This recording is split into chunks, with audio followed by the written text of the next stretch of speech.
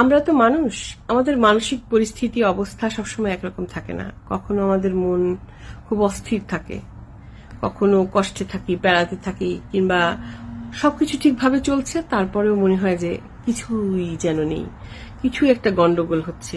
বা দোয়া করছেন আল্লাহর কাছে, মন শান্ত হবার জন্য চেষ্টা করছেন, কিন্তু মনে হচ্ছে আল্লাহ কবুল করছেন না, হয়তো আল্লাহ আপনার উপর বিমুখ হয়ে আছেন।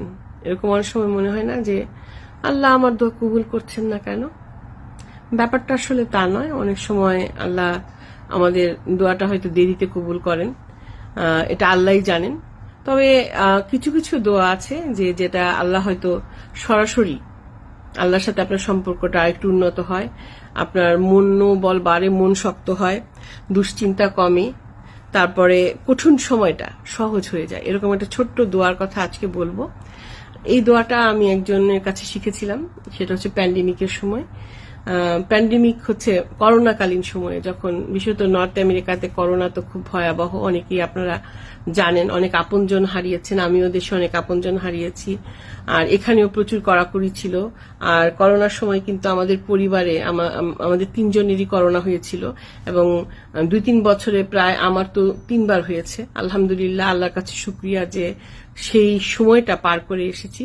তো ওই সময়ে একজন আমাকে একটা দোয়া শিখিয়েছিলেন, সেই দোয়াটা পড়েছিলাম। পরবর্তী সময় মাঝখানে আমি ভুলে গিয়েছিলাম, হঠাৎ করে সেদিন আবার আমার মনে হলো যে আচ্ছা, সেই দোয়াটা একজন আমাকে শিখিয়ে দিয়েছিলেন, সেই দোয়াটা আমি এক জায়গায় লিখে রেখেছিলাম অর্থসহ, যে সেই দোয়াটা আবার পড়ি, আবার সেটা চর্চা করি। কারণ অনেক সময় বয়স হচ্ছে, মনটা অনেক সময় অস্থির অস্থির লাগে, অনেক দুশ্চিন্তা চলে আসে, মৃত্যু ভয় চলে আসে।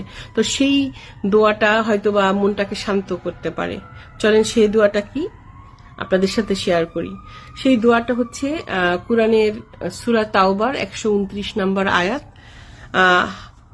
হাসবি আল্লাহু লা ইলাহা ইল্লাহু আলাইহি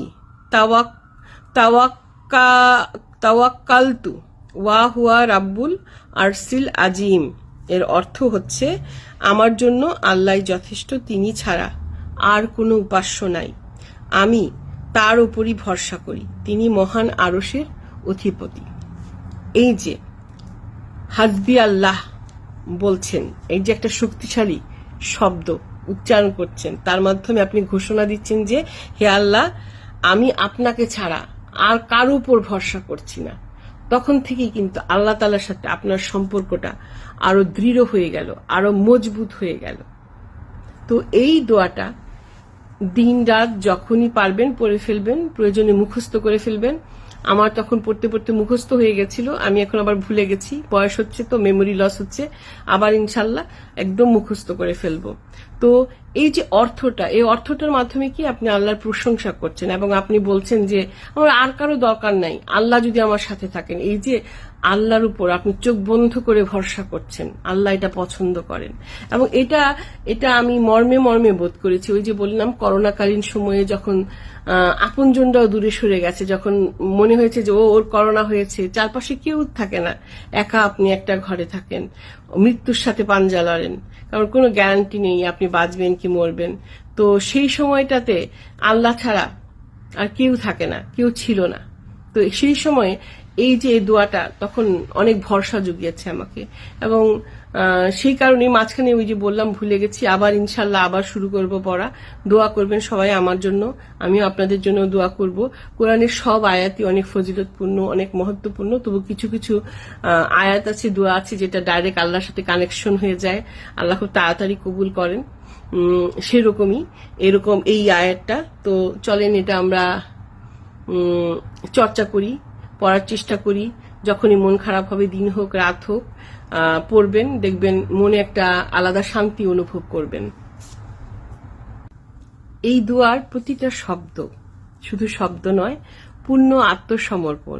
আপনার সমস্যা যতই বড় হোক, বিশ্বাস করা যে আল্লাহ তাআলা এর চেয়ে অনেক বড়, অনেক বিশাল।